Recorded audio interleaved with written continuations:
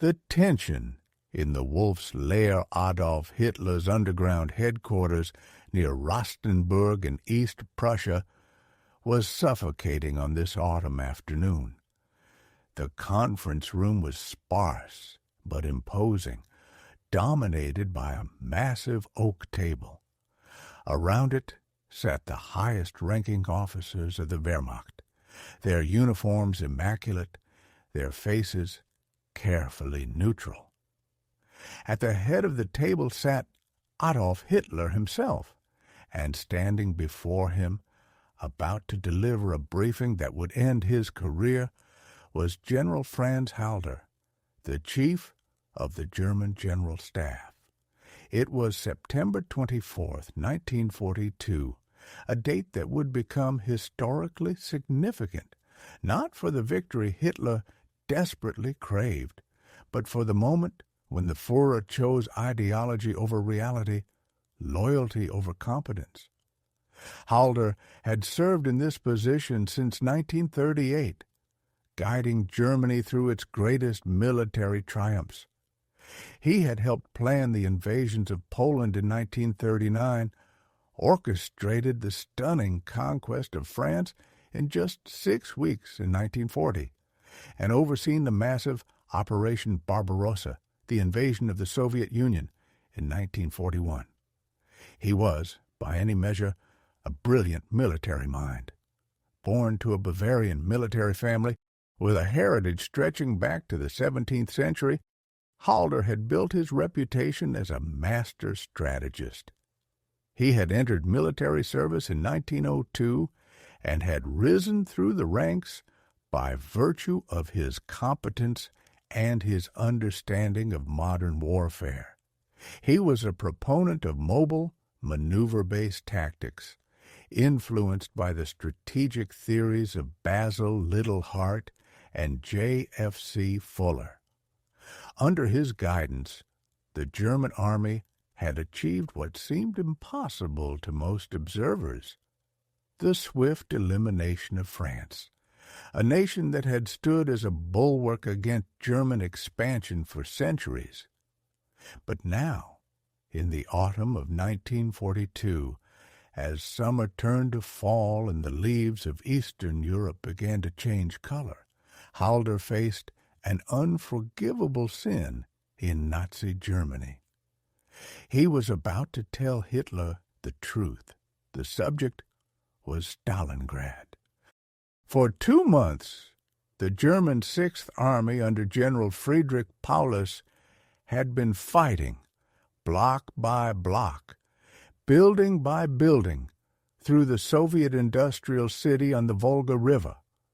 The city itself was enormous, stretching about 50 kilometers along the Volga's banks, and it served as a major industrial center producing armaments and tractors.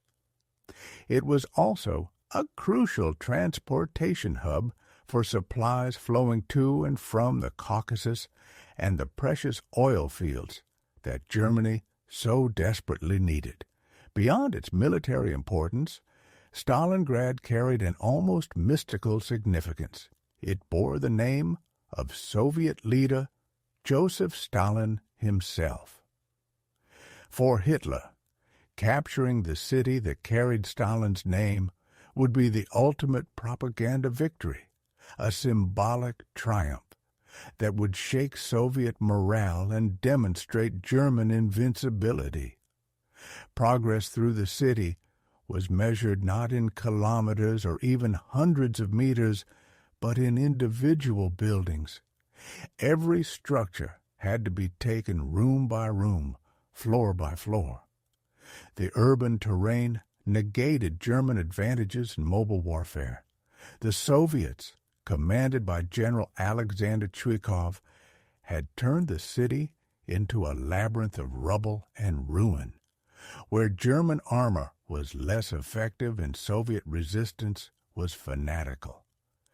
The street fighting was brutal, primitive, and utterly devastating to both sides. Casualties were mounting catastrophically. Halder had done the mathematics, the grim calculations that would define his last days as Chief of Staff. The Sixth Army had already suffered over 80,000 casualties since August. The hospitals were overflowing. The wounded lined the corridors. The dead were stacked like cordwood. Soviet reinforcements, however, were flowing across the Volga every night, transported by ferries, tugs towing barges, any vessel that could float. The Soviets were losing men at a terrible rate, but they had depth. They had reserves that could be called upon from the vast spaces of Russia. German supply lines, meanwhile, were stretched to the breaking point. They ran for hundreds of kilometers across the open steppe, vulnerable to constant Soviet partisan attacks.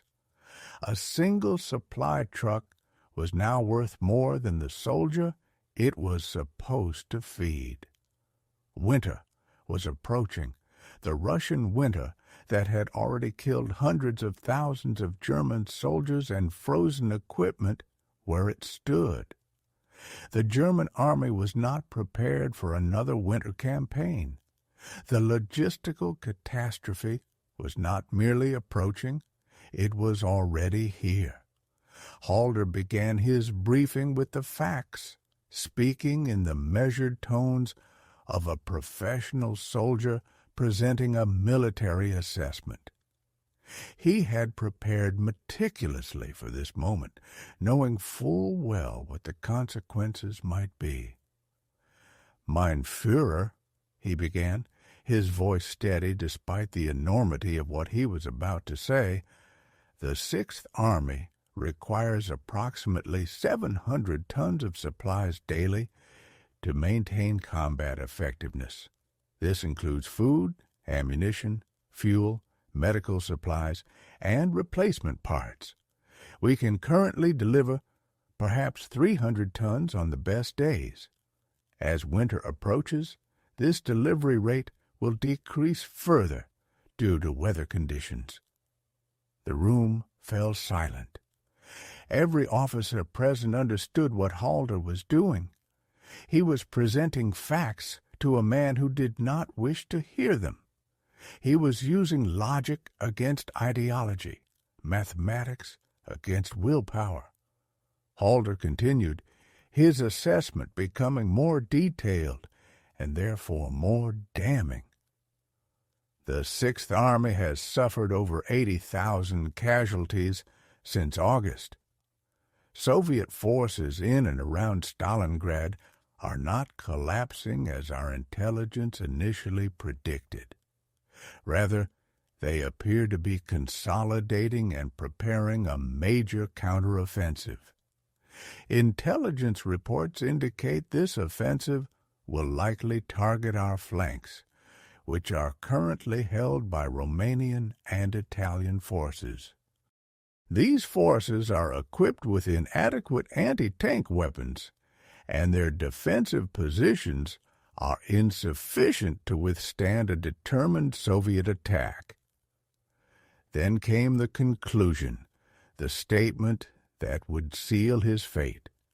"Mein Führer, I must recommend that we consolidate our positions in and around Stalingrad, prepare winter defenses, and resume offensive operations in the spring when we are properly supplied and reinforced. Continuing to commit forces to the city under these logistical constraints risks not only the destruction of the Sixth Army, but the collapse of the entire southern sector of the Eastern Front." Finally, he made the statement that he knew would end his career. "We cannot take Stalingrad with the forces available. The cost in men and material will exceed any strategic benefit." The silence that followed was absolute. Every officer in the room knew what Halder had just done. He had contradicted the Führer. He had suggested withdrawal. He had implied that Hitler's strategy was fundamentally flawed. These were career-ending statements, possibly life-ending statements, in a regime where disagreement with the leader could result in arrest by the Gestapo. Hitler's face flushed with anger. His hands gripped the edge of the table. When he spoke, his voice was quiet, which was, according to those who had witnessed his rages, far more dangerous than screaming. The quiet fury of a dictator was more terrifying than any outburst.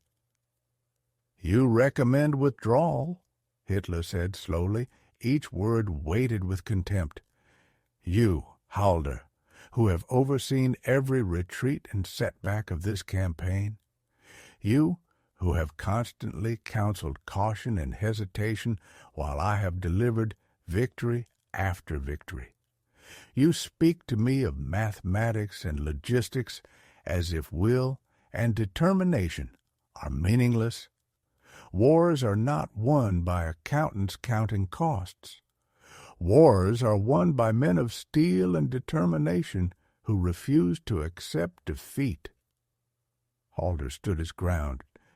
This was the moment that would define him. He could apologize, qualify his statements, retreat into vagueness. But he had already decided he would tell the complete truth, knowing it would end his military career. "Mein Führer," he responded, his voice remaining calm despite the rage before him, "I have studied the logistics carefully. The mathematics is inexorable. A single Junkers Ju-52 transport aircraft, our primary supply plane, can carry at most 2.5 tons of supplies per mission. To deliver even 300 tons per day would require approximately 120 sorties daily. We do not have the aircraft or the operational capacity for such an effort. The aircraft currently available on the Eastern Front average a mere 33 to 40% operational readiness. Beyond this, the weather in November and December will make sustained airlift operations extremely difficult, if not impossible." He pressed forward, presenting the specificity that would make his assessment impossible to dismiss as mere timidity. "The Sixth Army requires 750 tons daily under normal conditions. They have supplies for perhaps 4 weeks at current consumption rates. The Soviet forces surrounding Stalingrad number in the hundreds of thousands. Our intelligence indicates preparations for a coordinated counteroffensive to be launched within weeks, likely in November. The Romanian and Italian forces holding our flanks are not only poorly equipped with anti-tank weapons, but they are also demoralized and unreliable. If a Soviet breakthrough occurs on these flanks, the entire Sixth Army will be encircled. We will lose not merely the objective, but an entire field army, 265,000 men or more." Hitler's rage, which had been building like a storm, now erupted.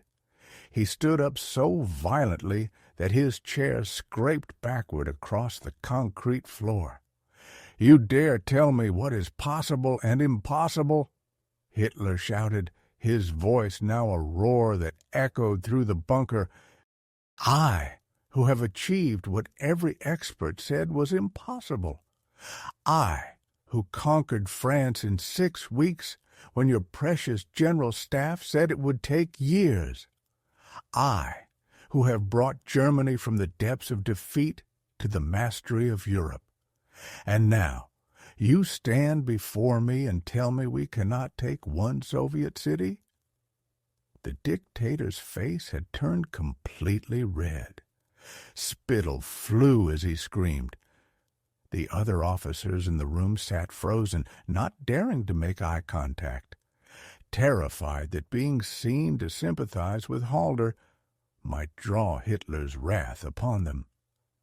The Bolsheviks are on the verge of collapse, Hitler insisted, his hands clenched into fists. Stalingrad is the key. Once it falls, once we control the city and cut the Volga, the entire Soviet position collapses. We will control the river. We will cut off supplies to the Soviet forces in the Caucasus. We will secure the oil fields. We will win this war. But at what cost? Halder asked, his own voice rising now. Even if we take Stalingrad, which will require at least another month of this grinding urban combat that is destroying our army, we will have an exhausted force holding an exposed position deep in Soviet territory with winter approaching and supply lines that cannot possibly sustain them. We will have created the very encirclement and destruction we seek to prevent. The argument continued, growing more heated. The fundamental divide between them could not be bridged.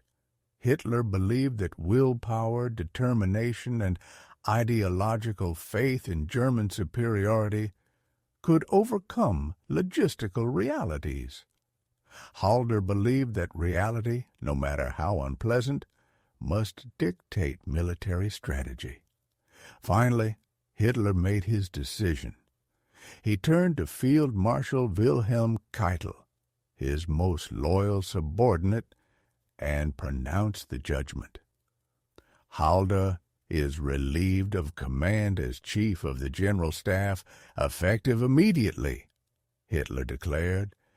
He will be replaced by General Kurt Zeitzler, perhaps a younger officer with more recent front-line experience will have the aggressive spirit this position requires. Perhaps he will understand that wars are won by men who believe in victory, not by accountants who count costs. Halder removed his insignia from his collar and placed them on the table. He gave a formal military salute and walked out of the room. His career as Chief of Staff was over. He was 58 years old, and he would spend the remainder of the war in forced retirement, pushed aside, his expertise rejected, his warnings unheeded. He would soon be arrested after the failed July 20th, 1944 plot to assassinate Hitler. Though he was not directly involved in that conspiracy, he was imprisoned in Dachau concentration camp. He survived the war, however, eventually liberated by American forces in 1945. He lived until 1972, long enough to write his memoirs and keep detailed diaries about his experiences. Those diaries would later become crucial historical documents. In them, Halder recorded not only his frustration at having been right while being treated as a liability, but also his reflections on the fundamental problem that had destroyed him and would ultimately destroy Germany: the corruption of the military command structure by political ideology. Kurt Zeitzler, Halder's replacement, initially presented himself as more aggressive and optimistic, qualities that pleased Hitler, but within months, indeed within weeks, Zeitzler was presenting the same concerns about Stalingrad that Halder had voiced. However, by then it was too late. The army was already trapped. Zeitzler's belated warnings came too late to prevent disaster, only to document it. Hitler's response to Zeitzler was identical to his response to Halder: dismissal of concerns, accusations of defeatism, insistence that willpower would prevail. Zeitzler lasted longer than Halder had in the position, but eventually he, too, suffered the consequences. After repeatedly requesting permission for retreats that might have saved German forces, Zeitzler suffered a nervous breakdown in 1944 and was removed from command. The tragedy of Halder's firing was far more consequential than the mere loss of a staff officer. The incident sent a chilling message throughout the Wehrmacht. Telling the Führer the truth is more dangerous than losing battles. An officer's career indeed. His life depended not on being right, but on telling the leader what he wished to hear. This created a cascading failure of the German command system.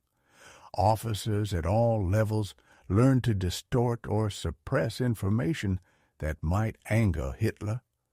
Intelligence reports were softened. Casualty figures were minimized. Enemy strength was underestimated. Supply problems were downplayed. All of this misinformation flowed upward through the command structure, meaning Hitler's decisions were based on increasingly fictional assessments of reality rather than facts. Exactly 8 weeks after Halder's dismissal, on November 19, 1942, the Soviet counteroffensive that Halder had predicted was launched precisely where he had warned, against the Romanian positions north and south of Stalingrad. The operation was called Operation Uranus, and it was a masterpiece of strategic planning orchestrated by Marshal Georgy Zhukov and General Alexander Vasilevsky. The Romanians, with inadequate anti-tank weapons and demoralized troops receiving only 60 lei per month, barely enough to buy a liter of milk, and rations of half a mess tin of hot food per day, collapsed within hours. By November 23rd, the entire German Sixth Army, numbering approximately 265,000 to 330,000 men, was encircled. Over 280,000 men, German, Romanian, Italian, Hungarian, and other Axis forces, were now trapped in what would become one of the deadliest battles in human history. The supply crisis that Halder had calculated with mathematical precision materialized exactly as he had predicted. The Luftwaffe, under the command of Hermann Göring, was ordered to supply the pocket by air. Göring, seeking to retain his position as the Führer's favorite, promised that the Luftwaffe could deliver 500 tons of supplies daily. When Chief of Staff Kurt Zeitzler protested this absurd claim, even pointing out the mathematical impossibility, Hitler refused to hear it. Hitler had already committed to the operation, and he could not afford to be proven wrong. The reality was far more devastating than even the pessimists had predicted. Over the entire duration of the airlift, only an average of 116 tons per day were delivered. On the best days, the Luftwaffe managed 362.6 tons. But most days saw deliveries of 60 to 100 tons. By the end of January 1943, deliveries had dropped to a mere 60 to 80 tons per day. The Sixth Army had needed 750 tons daily under normal conditions. They were receiving roughly 10% of the required supplies. Soldiers starved. Equipment failed from lack of fuel and parts. Medical supplies ran out. Men froze to death in inadequate winter quarters. The temperatures dropped to minus 30 degrees Celsius. Frostbite became as deadly as bullets. Typhus and dysentery spread through the weakened ranks. The Sixth Army commanders trapped in the pocket sent desperate messages requesting permission to break out while it was still possible. Hitler refused, remembering Halder's advice about withdrawal and determined to prove that willpower could overcome logistics. The army would hold Stalingrad. Relief forces would break through. The situation would be restored through determination and fighting spirit. Willpower and determination, however, do not create food where there is none. Willpower does not generate ammunition. Fighting spirit does not warm frozen soldiers or heal wounded men without medical supplies. Field Marshal Erich von Manstein, perhaps Germany's most capable general, attempted Operation Winter Storm in December 1942. His relief column managed to advance to within 48 kilometers of Stalingrad by December 20th, reaching the Mishkova River. There, in blizzard conditions, they came under assault by Soviet tanks. On December 18th, Manstein requested permission from Hitler to allow the Sixth Army to attempt a breakout. Hitler refused. By December 23rd, faced with increasing Soviet strength and blizzard conditions, Manstein was forced to call off the operation. The trapped army would not be relieved. By December, the Sixth Army was combat ineffective. By January, soldiers were dying of starvation at a rate that the supply routes could not match. By February 2nd, 1943, the survivors surrendered. Of the approximately 280,000 men trapped in the pocket, only about 91,000 survived to surrender. Of those 91,000, most would die in Soviet captivity. Only approximately 5,000 to 6,000 ever returned to Germany after the war's end. Halder watched all of this unfold from his forced retirement. He kept meticulous diaries throughout the war, documenting his frustration at having been right while being treated as wrong. He recorded the precise ways in which his predictions had materialized with horrifying accuracy.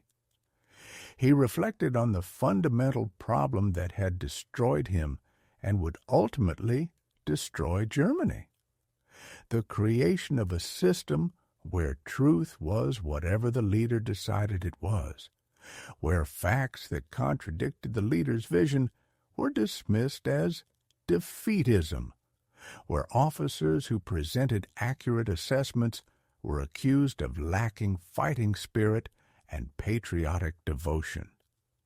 The entire German military command structure had been corrupted by the need to tell Hitler what he wanted to hear rather than what he needed to know. Halder had tried to be the exception. He had attempted to maintain the professional military standards of honest assessment and realistic planning that had built the Prussian General Staff into one of history's most respected military institutions. But in Hitler's Germany, professional competence was subordinate to ideological loyalty and personal devotion to the leader. It was better to be wrong and loyal than right and critical. The yes men survived and were promoted. The truth-tellers were purged. The lesson of September 24, 1942, extended far beyond military history. It was a case study in what happens when institutions prioritize loyalty over competence, when criticism is treated as betrayal, when leaders surround themselves with yes men rather than experts willing to deliver unwelcome news. The pattern has proven recognizable across history and across different types of organizations: corporations, governments, militaries, and nations. Leaders who punish truth-tellers create systems where truth becomes increasingly rare. Subordinates learn to tell leaders what they want to hear rather than what they need to know.